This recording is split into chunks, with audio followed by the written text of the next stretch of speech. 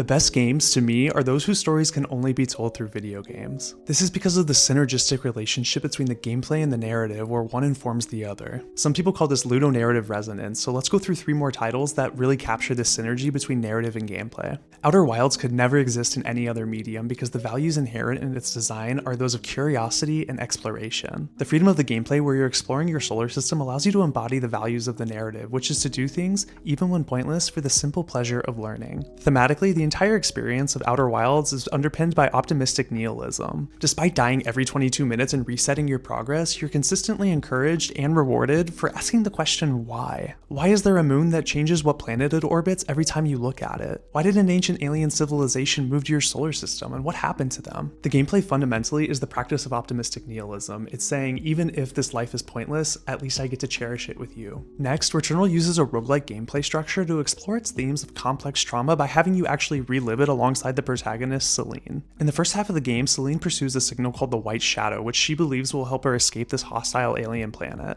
This is, in my view, Celine's attempt at avoidance of her trauma. You'll notice the 3 main levels in this section of the game are all designed to ascend upward away from your starting point, as if Celine is trying to escape her past. In the back half of the game, Celine becomes incredibly depressed as she begins to accept and explore her trauma more deeply, which is reflected in the gameplay. You'll notice in this half of the game, all the levels focus on descension and moving further down as Celine turns inward and focuses on the root causes of her trauma. And lastly, Consume Me is not talked about enough in any regard, but especially from a ludonarrative standpoint. This is a life sim game about a young woman who struggles with disordered eating while navigating relationships, college applications, and parental expectations. The life sim structure of this game, where you're choosing what activities she does every day, help you feel the immense stress that the main character Jenny feels navigating her daily life. Do you eat a meal that puts you over your calorie goal, because then you'll have to squeeze in another workout, which can take away from your study time, which might impact your exam scores and your relationship with your parents, and also your ability to get into college. The suffocating weight of coercive choice is Consume Me's greatest strength, as it pressures you to do tasks that you know you don't want to and aren't good for you, but you feel compelled to do, which then reinforces this overarching narrative. But make sure to let me know your favorite games with ludonarrative resonance in the comments.